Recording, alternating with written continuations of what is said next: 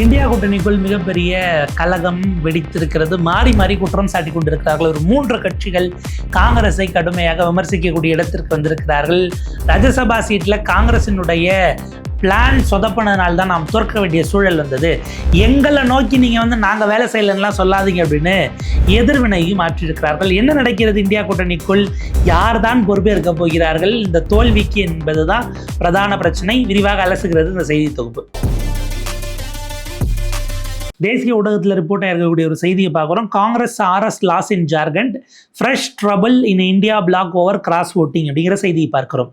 காங்கிரஸ் இழந்திருக்கிறது, ராஜ்யசபா தேர்தலில் தோல்வி அடைந்திருக்கிறது. இந்தியா பிளாக்குக்குள்ள மிகப்பெரிய கிராஸ் ஓட்டிங்கின் காரணமாக, அதாவது வேற கட்சிக்கு பாஜகவுக்கு வாக்களித்த கூட்டணி கட்சி எம்எல்ஏக்கள் யார் என்கிற சண்டையில் இப்போது இந்தியா பிளாக்குக்குள்ள பெரிய அதிர்வலைகள் உருவாகி இருக்கிறதுங்கிறத குறிப்பிடுறாங்க.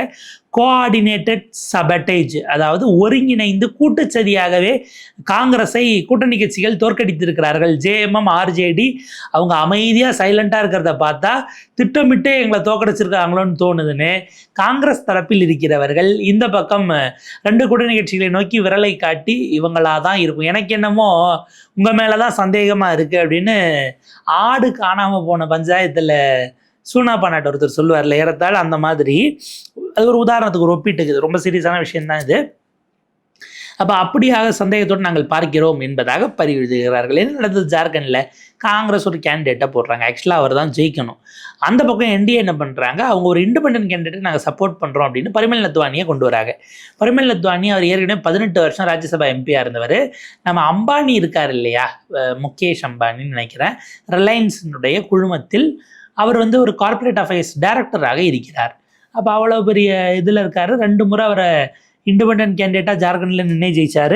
ஒரு முறை ஐ திங்க் ஜெகன்மோகன் கட்சியின் சார்பாக பேக்கிங்கில் அவர் ஜெயிச்சார் 3வது முறை. இப்போ 4வது முறை திரும்ப ஜார்க்கண்டுக்கே போகிறாரு. பாஜக அவரை பின்னால் இருந்து ஆதரிக்கிறது. ஆக்சுவலாக இவர் ஜெயிச்சிருக்கக்கூடாது. அவர் பார்த்தா அவர் வெற்றி பெற்று விட்டார். 2 சீட்ஸ்க்கான போலிங் நடக்கும்போது 56 MLAக்கள் இந்தியா பிளாக்குக்கு இருக்குது. அவங்க தான் 2 சீட்டும் ஜெயிச்சிருக்கணும். ஆனால் JMMனுடைய பைத்யநாத் அப்படிங்கிறவர் அவர் ஜெயிச்சிடறாரு. பைத்யநாத் ராம், நம்ம வைத்தியநாத்ன்ற மாதிரி எங்கள் பைத்யநாத் ராம் அவர் ஜெயிச்சிடறாரு. காங்கிரஸினுடைய அவரும் ஜெயிக்கணும். 2 பேருக்கும் 28 MLAக்கள் வாக்களித்தால் அவங்க ஈஸியாக ஜெயிக்க போகிறாங்க. ஆனால் என்ன நடக்குதுன்னா, ஜாக்கு வெறும் 21 MLAக்கள் தான் அவர்களுக்கு வாக்களிக்கிறார்கள். அதாவது ஹேமந்த் சோரன் கட்சிக்கு 28 MLAக்கள் கரெக்டாக விழ வேண்டிய வாக்கு விழுந்துருச்சு. இவருக்கு ஒரு 7 ஓட்டு விழலை.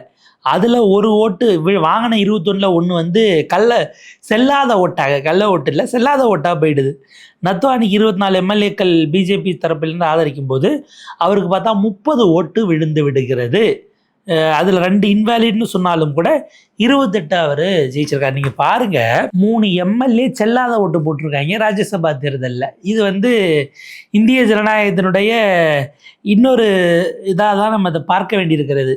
ஏன் நீங்கள் MLAக்களே கள்ள ஓட்டு வேறு செல்லாத ஓட்டாக நீங்கள் போடுறீங்கன்னா நாங்கள் உங்களை எப்படியா தேர்ந்தெடுத்து அனுப்பணுங்கன்னுட்டு வாக்காளர்களே சந்தேகப்படக்கூடிய அளவுக்கான ஒரு விஷயத்தையும் பார்க்குறோம். இதை இம்மீடியட்டாக பார்க்கும்போது எப்படி பார்த்தாலும் அவருக்கு 24 தான் இருக்குன்னா 6 ஓட்டு கூட போயிருக்கு.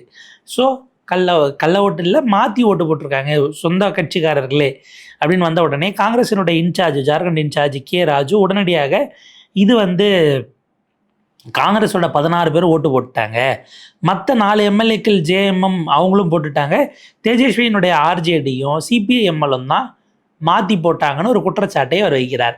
நீங்கள் அது பாட்டுக்கு செவனியான்னு இருந்திருக்கணும். முதலமைச்சர் கட்சியிலையும் விழுந்துருச்சு, இங்கேயும் விழுந்துருச்சு, நீங்கள் எப்படி முடிவுக்கு வந்தீங்கன்னு கேள்வி வருது. உடனடியாக இதை கண்டித்து விமர்சித்து இந்த பக்கம் இருந்து CPIMலிருந்து கடுமையான எதிரொலிகளாற்றி ஒரு கடிதத்தை காங்கிரஸினுடைய அகில இந்திய தலைவர் திரு மல்லிகார்ஜுன கார்கே அவர்களுக்கு எழுதுகிறாங்க. காங்கிரஸினுடைய MLAக்கள் உடனடியாக இறங்கி ஆமாம்மா நாங்களாம் போட்டோம், இவங்க தான் போடலைன்னு MLAக்கள் கடுமையான வார்த்தையை பயன்படுத்தி கூட்டணி கட்சி ஆகிய CPIMல கடுமையாக விமர்சிக்கிறாங்க. தீபங்கர் பட்டாச்சாரியா இமீடியட்டாக அதில் அவர் சீற்றமடைந்து உடனடியாக இதை கடுமையாக விமர்சித்து ஒரு கடிதத்தையும் அங்கே எழுதி அதில் குறிப்பிடுறாரு.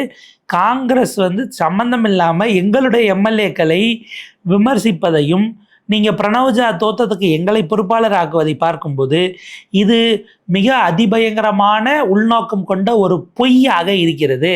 எதுக்கே அப்படி புழுகிறீங்க என்கிற ரீதியில் அவர் அந்த கடிதத்தில் அவருடைய கொட்டேஷன் இருக்கிறது. அவர் குறிப்பிட்டுட்டு எங்களுடைய 2 எம்எல்ஏக்களும் ஜாக்கு தான் வாக்களித்தார்கள். அவங்க பேலட்டில் கொடுத்துட்டு உடனடியாக எங்களுடைய போலிங் ஏஜென்ட்ஸும் அதை வெரிஃபை பண்ணிட்டாங்க.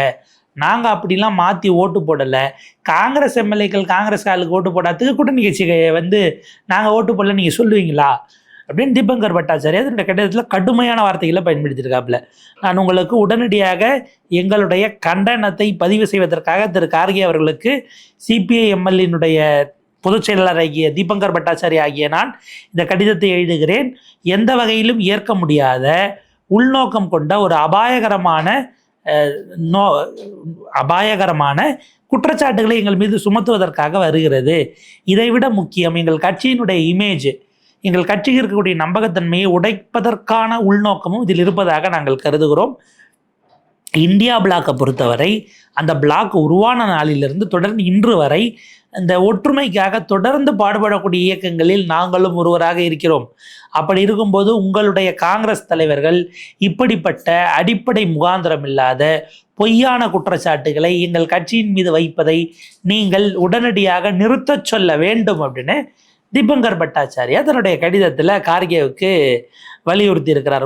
இதோட எல்லாத்தையும் நிப்பாட்டணும், நீங்கள் பாட்டுக்கு விடலாம், ஆவணங்கள் ஆதாரங்கள் எல்லாம் விமர்சித்து எங்கள் மேலே குற்றம் சாட்டக்கூடாதுன்னு வைக்கிறாரு. ஆர்ஜேடிகிட்ட போனால் அவங்களுக்கு 4 எம்எல்ஏக்கள் இருக்கிறாங்க. அவங்களும் என்ன சொல்கிறாங்க, நாங்கள் எங்கே மாற்றி ஓட்டு போட போகிறோம், நீங்கள் பாருங்கள் கிராஸ் ஓட்டிங் நாங்கள் போட்டோம் அப்படின்னும் போது அதுக்கு ஆர்ஜேடியினுடைய போலிங் ஏஜென்ட்டாக இருக்கக்கூடிய போலா யாதவ் அவர் என்ன சொல்கிறாரு, காங்கிரஸ் லீடர்ஸ் வந்து முதல்ல பொறுப்போட பேசணும்.